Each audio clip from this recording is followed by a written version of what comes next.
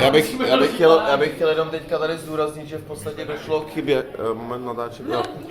došlo k chybě, protože Adam použil špatnou formulaci, takže Ondro, sorry, jo, Barča mu to vysvětlila. Jo, můžeš.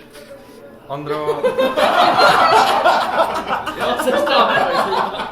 Teď tam vidíme. Krásně říkal. Ondro. Kurva. To neumíš ty.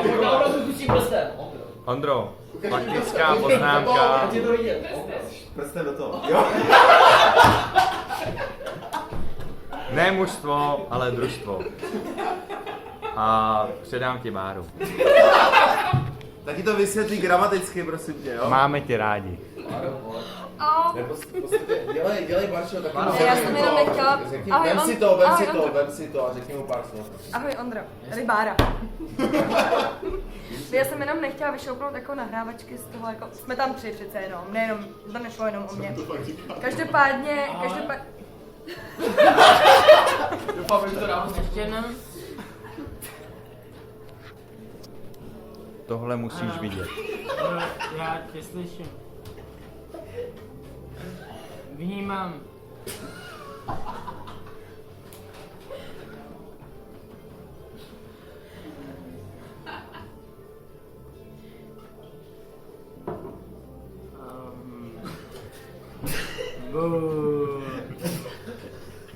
Pokecáte. Ne, já se stavím a samozřejmě jako ty si rád něco vezmu.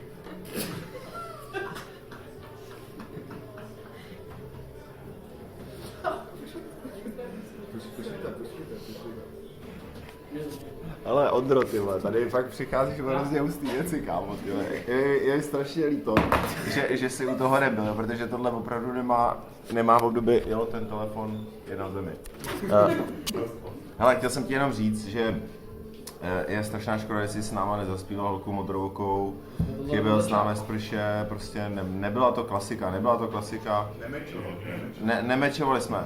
Nemusíš být naštvaný, nemečovali jsme. Jo? Ani šermovačka, ani mečovaná, prostě nic nebylo, jo? Okej, čistý ruce do světa. Doopravdy nic nebylo. Nic. I tenhle brat bude čistý. Vidíme tě. Ty nás vidíš a budeš nás vidět.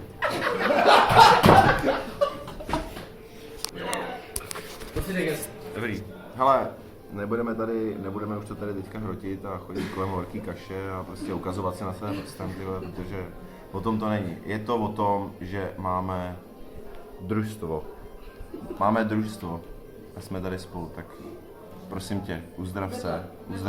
Není to vám vidět. Uzdrav se. Nejseš to jenom ty, ale jsme to i my.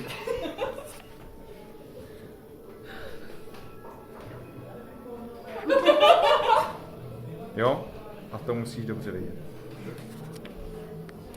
To vypněte, prosím. Čus.